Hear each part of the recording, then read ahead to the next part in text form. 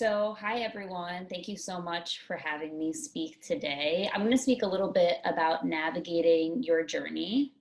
And to start off, I want to first kind of just introduce myself. Who am I? I know you heard a little bit of my intro, but I'd like to share a little bit more of just who I am professionally.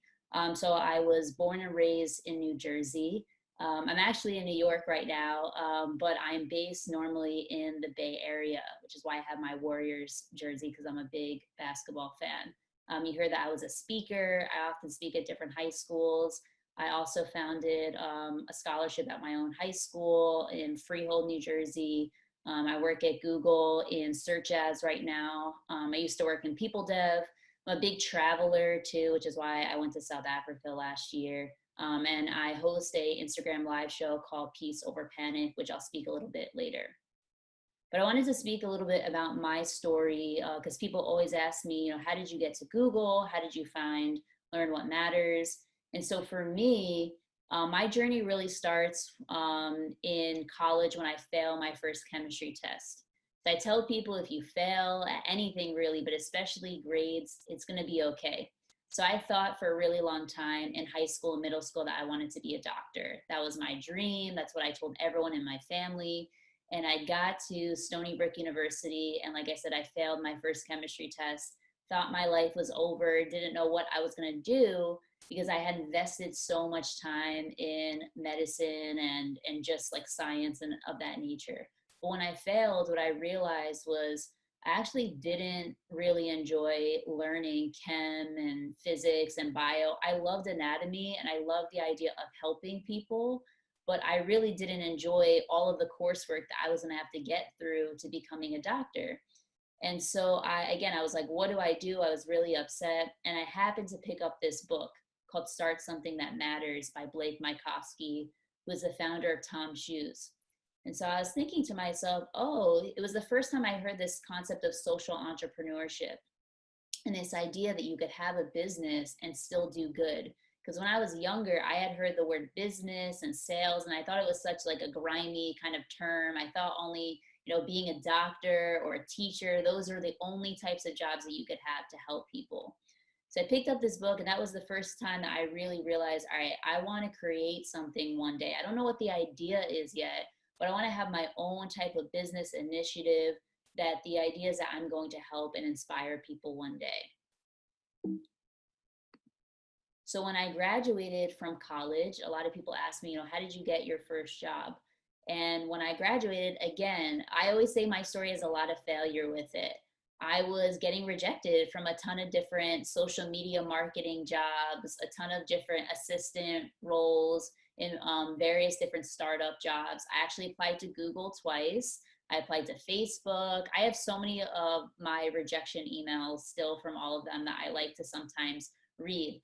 But I happen to be connected with this nonprofit called Miracle Corners of the World for a long time in college. And they asked me to give a speech at their gala because they wanted me to just talk about my volunteering with their organization and how it impacted my life.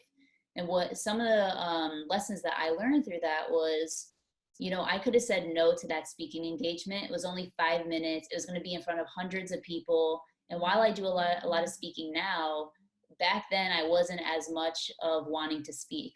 But I said yes, and I ended up meeting the CEO named Stan Bergman, who he asked me 2 questions. He said, what are you doing with your life? And do you have a passport? And at the time I was like, I'm getting rejected. And then I said to him, yeah, but I have a passport. And he asked me, can you send me your resume and your values by the end of tonight? Because I've heard good things about you and I want you to come work for me.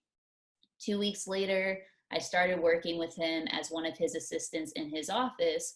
And people ask me a lot about like, why did you take that job as an assistant?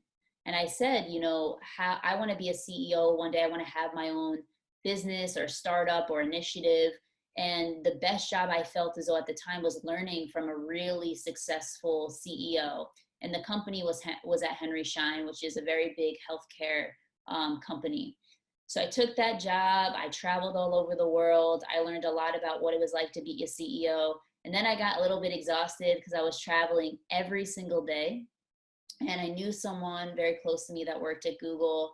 And I was just like, I just want to do interview practice, which who the heck ever says that they just want to do interview practice at Google?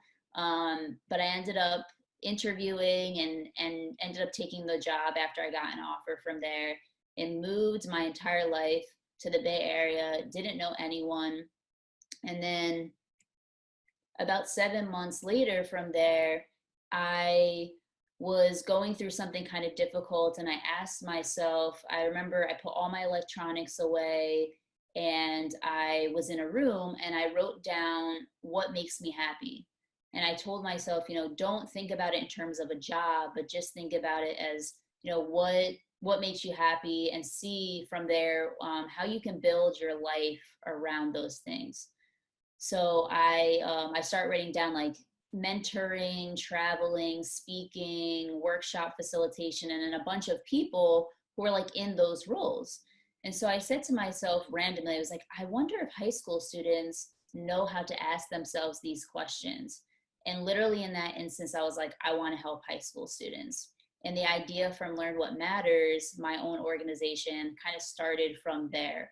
And it's not like we fully launched right away or anything, but that was really what started for what I now do at Learn What Matters, which is all about trying to help spark a movement of high schoolers to invest in their personal development. Because I really believe that when you invest in yourself and just you as a human being, everything else will fall into place. Because a lot of times people when they're young, they want to think of what college to go to. They want to think about, how do I get the best job? How do I make the most money?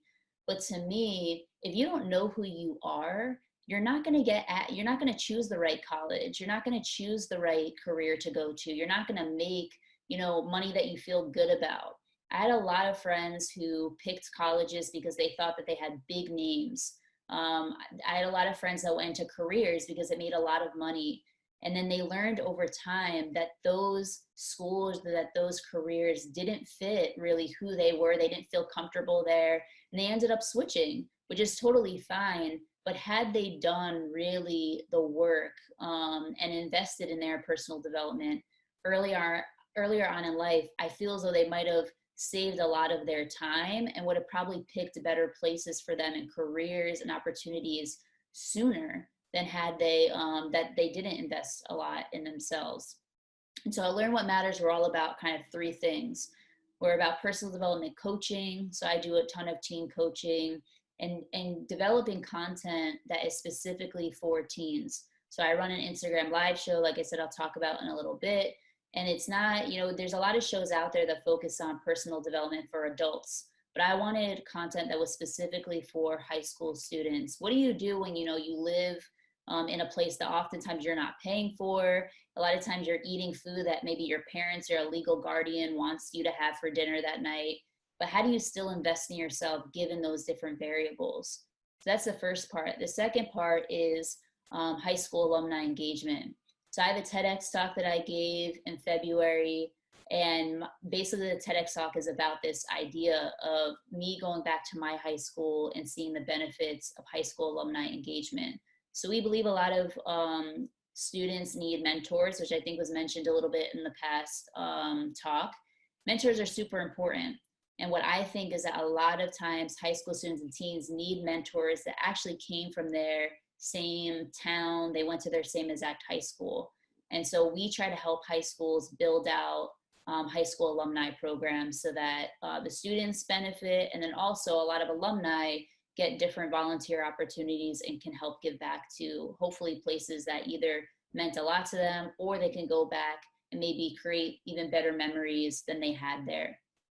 And then the third thing that we do is we give out scholarships. And so I started a scholarship at my own high school, hoping to take it national either next year or the year after. And it's all about helping people invest in themselves. So you don't have to use it for college. You can if you want. We don't look at any grades, any kind of metrics. It's all about how you can answer 3 questions, and you can answer it however you want: music, art, written, verbal, a video. One time someone did an animated video. So you can answer it however you want. We really believe that we should disrupt the scholarship giving space, and that students should really be able to invest in themselves beyond just getting money for college. And then I wanted to give you a little bit of just a little taste. So I'm not going to go into everything that I coach about and I do presentations on, but I wanted to give you a little bit of taste about, like, if you want to start investing in your personal development, like, where can you start? And so I tell people, especially teens, it all starts with self-awareness. And what self-awareness is just figuring out who you are, again, at the core. What are your strengths? What are your weaknesses? What do you actually enjoy doing? What's the best career for you? How do you study best? Do you study best when it's dark and maybe you have like one light on? Do you study best when it's cold or when it's warm? I have invested a lot of time in myself to figuring out those variables so that I'm most productive, I'm happiest, it will make me succeed more. And so I tell students there's 6 things that you can do, again, right away. You just develop, the first thing is you develop kind of your who am I pitch, which is really just kind of a 30-second, again, who are you? Don't even think about it in terms of what do you want to do one day or your grades. Think about it like, do you enjoy living wherever you do? Do you, are you a swimmer? Do you like getting tattoos? Like, just different things about you, and just start writing those things down. And that's the first step of it. Don't think about like, how does it need to sound perfect right away? It's just kind of getting yourself to, again, be able to describe who you are at your core to another person. The second thing that I always say is seek stories from others. So for example, you heard a little bit about my story. Maybe something resonates. Maybe you're like, oh, wow, like I failed a test once and I totally also thought my life was over. And I didn't realize that maybe that was a sign of something bigger in my life. So I seek out a lot of other people's stories. I watch podcasts or listen to them. I read books, and I try to see how other people, again, describe themselves. How did they navigate their journey? And help me figure out, again, who am I and where do I want to go? Third thing that I wish I did a lot more when I was younger is just explore and experiment. You don't know sometimes what you're really good at or what sometimes you're really terrible at until you do those things. And a lot of times I know that when you're young, you're so worried about what other people think about you. But really, at the end of the day, and especially in 10 years, you're probably not going to care what happened in high school or what happened when you were in middle school. And it's better to try something sometimes when you're young and you have the opportunity, you have the time to do it, than maybe when you're older. And you can spend a lot more time if you are good at it naturally, or even if you aren't, you want to learn, you know about those things younger on. The fourth thing is creating some sort of vision board. So I have mine on the screen from 2017. So usually I create a vision board every single year that's a physical representation of some of my goals. So that year was all about rebuilding my foundation. I moved to California at the end of 2016. The 2017 for me was like all about rebuilding. So I have a bunch of different stuff there.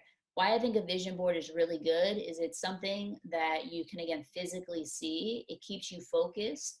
And it really helps you, again, really figure out, what do you want in your life for the next year? Do you want to be better at different sports? Do you want to find your voice? Do you want to focus on writing? And sometimes it's really good every single day when I wake up, I look at my vision board or my goals so that it reminds me of where I want to go next. The other thing is keeping a journal. So something I did in high school, I didn't do it as well as I wish, but I wrote down a lot of my thoughts, my feelings, my goals. And now that I'm 27, I actually have been able to see patterns over time. And sometimes it's like saying the same thing. Like one of them is like, I always wanted to be an author. And I took the time this past year to say, okay, I've been wanting to be an author since I was 14 years old or even younger. Why am I not an author yet? Is this something that I really want, or did I just think I want it? And it forced me to really, again, ask myself, who am I? And I think if over time you start journaling, just figuring out what are the thoughts in your head, what are you going through, you can be able to look back and really learn a lot about who you are, not just who you are now, but again, in the future, who have you been over time?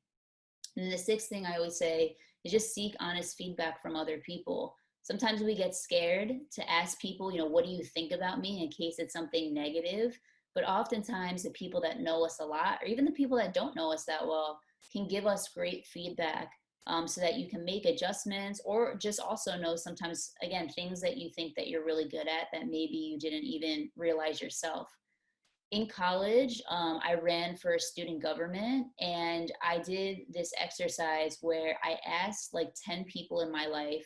Some people were super close to me, some people we weren't even friends anymore, and I asked them to tell me my strengths and weaknesses. It was very scary because I told them, please be super honest with me. Like, don't hold back. And they definitely did not hold back. And they told me a lot of things that were able to help me, with running for the election. I ended up winning, and I credited that exercise a lot for me to figure out who I am and how am I also being perceived. Because sometimes you think like, oh, I'm super passionate and that's a great thing, but someone might take you being super passionate as aggressive, or they might take it as like super, I don't know, something else. And you want to be able to know not only who you are, but how you're being perceived by other people. So one of the things I was talking about earlier is I run this Instagram live show, and some of the content is, it's called Peace Over Panic. It's all about helping high school students, and teens figure out, how do you find peace in your life, and how are other people doing that? So it started off just literally during the quarantine, me trying to get comfortable being on live video, and hoping to one day start like a podcast that's going to be on Spotify and Apple Podcasts and all of that. And it's become like a weekly or bi-weekly thing for me that I've like loved, and a lot of other people have really appreciated, because again, it's hearing people's stories. It's figuring out, oh, this person's dealing with this way. Will it work for you? Maybe it will, maybe it won't. But just hearing sometimes their stories is very helpful. So like tomorrow we have one at 3 p.m. Pacific time, 6 p.m. Eastern time. We're having two of my friends, Trisha and Carly, on. It should be a great time. And so I just wanted to share with you guys that. And then my last thought for all of you is that you should always remember your journey, personal development, self-awareness, anything, youth empowerment, it all starts with you. And what work you're going to put in, you are way more in control of things than you think about. And even if you aren't in control, you're in control of your reactions, you're in control of where you put your time, your money, your energy. And I just want to just say that so many of the things for me that I've gotten in my life really are because, again, I started with who am I at the end of the day? And I let that guide me. And I always make sure that I might be a lot of things. I'm definitely not perfect at a lot of things, but I definitely know who I am. And I just encourage you guys to remember that no one on this planet knows you better than yourself. And so let's keep in touch. That's all I have. I don't know if anyone has any questions, but I would love to answer. All right, great. Thank you so much. We do have a couple questions, came in, coming in. The first one being, so in what way do you believe that, one's identity plays a role in, the future and the career choice that they should pursue? I definitely think, I really believe that identity is super important and should guide your career decisions. And what I mean by that is there's a lot of people who know who they are and they choose jobs that they absolutely hate. And sometimes you just have to pay bills, and I understand that. But if you're young and you really know who you are, first, it can really help you be able to not choose just jobs that you don't like, that you know what your strengths and weaknesses are, you know what to ask potential employers. So for me, like, I know that I'm not a morning person. I hate waking up at like 5 or 6 o'clock in the morning, even though I sometimes have to do it. So when I went into Google, I asked my executives, what time do you expect me to be on? Because in my old job, I was expected to be on very early. For this role, it was like 9 a.m. is acceptable. And so those things, like, you knowing your identity, knowing yourself, can help you make sure that you get into the right role that is right for you. Right, absolutely. Okay, so our next question is, so, when you're talking about, your own life and experiences, you stated that you're originally from New Jersey, but you moved here to Silicon Valley. So the next question we have is, since, you've been to both coasts of the United States, you've probably seen, some key similarities and differences between the culture there. How do you think that these different cultures have impacted people's motivations and career choices? Oh, it's a great question. So when I work at Google, I tell a lot of people now very upfront, I'm from New Jersey. And that's why a lot of times I start my presentation. I'm super passionate. I speak sometimes too fast. Even though I don't have an accent, or at least a lot of people tell me I don't, I sometimes, use phrases from the East Coast. And I think it's really important that people understand that cultures are very different. So being blunt from New Jersey is like a great thing, like just telling people how you feel. Sometimes in California, when I tell people exactly how I feel, like I'm not trying to be mean, I'm just trying to be honest. They're like, whoa, like, what is this? So I had to kind of adjust myself sometimes while working at Google to figure out where are people from? So can they take like the real directness or can they not? And I think that listen, my heart will always be on the East Coast just because I'm from there, but I love the West Coast too. Each has their own identity. Both places have definitely shaped different parts of my life. Like I said, I'm very happy to be raised on the East Coast, but I'm also really happy that I spent my adult years so far on the West Side. And I definitely think it plays a big role just in people's careers because Silicon Valley is very tech focused. So for example, when I go to high schools, a lot of young people are thinking about tech careers, they're thinking about engineering, they're thinking about anything that involves tech. On the East Coast, tech is not really, like they want to work at maybe Google or Facebook or whatnot, but it's not like I want to be an engineer. It's like I want to work in their finance department or I want to work as a recruiter. Like it's very different in the way that people see where their career wants to go. New York City is way more finance driven. I think New York City also works a lot more in general on the East Coast than people on the West Coast. Like people on the West Coast work a lot, but at least they like do some stuff for their health. They like have some sort of balance in a way. People in New York, I feel as though work a lot. So anyways, that's kind of how I see East versus West Coast in terms of careers. Okay, great. So, our next question for you is, so what do you think the best question, or sorry, what do you think the best, what is the best way to stay motivated, especially during these times? For me, it's figuring out first of all, what do you want to stay motivated on? So, like, for example, I still need to find motivation on how to get to the gym or how to work out at all. I don't know. I'm like such a gym person that when I couldn't go to the gym, it was really hard for me to find motivation. But on my career and like connecting with young people, I was so motivated to do that. And you have to figure out first of all just like what are you super motivated already on, what are you not motivated on, and ask yourself like why is it that I will do something versus not the other. And I think that's something to help you be motivated is either to match it with like, okay, if I work out 5 times a day, 5 times a week, I will get this thing for myself. I will allow myself to like watch sports. So, like that's a big thing for me right now. I love the NBA. I love watching basketball. I'm like telling myself I have to work out to be able to watch basketball. But you have to have again this like accountability for yourself or tell your friends. Like sometimes I'll say to my best friend, can you just like remind me to work out and like don't talk to me until I work out. And so you have to find different mechanisms to be able to find again what is going to motivate you, and what might motivate you might be totally different than me. So it's kind of really asking yourself again those deep questions, and then coming up with stuff that you think will fit you, and asking people. You heard some of my stuff that I do. It's asking the people around you, what do you do to keep motivation? And I also remind myself of the goals, the long-term goals. Like I have certain financial goals, I have certain business goals, and I have to remind myself in 5 years, am I going to be mad at myself because I didn't put in the work now to get to those? So that's the other thing I do. Great. So for our final question of the afternoon, this isn't really debatable thing. It's just a straight fact that gender inequality and gender-based pay. It's just that those are things that just straight up exist. There's no denying it, right? So With that being said, within the last 2 decades, female business owners have come a long way. So, what are your thoughts on female entrepreneurship? What sort of challenges do female entrepreneurs undergo? What should they expect, and what do they continue to face? And how would you advise them to overcome it? So I might not have the same answer as a lot of other people. When I worked for Henry Schein, I was often the only woman in the room, or maybe one other.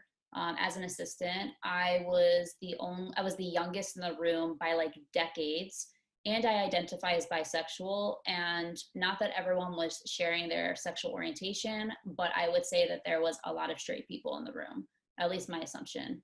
So I know what it's like to be somewhat different. Now I understand I'm white, so I just want to put that out there, and I have white privilege. But being a female, I understand what it's like to hang out with the guys a lot of times. And what I have found for myself is that you have to have that confidence. You have to fake it till you make it almost.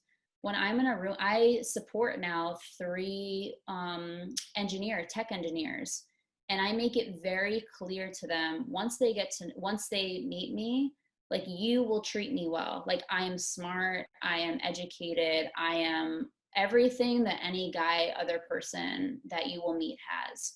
And I set that standard right away. So I talk to investors, when I talk to, again, people I work with, they know that I'm confident in myself.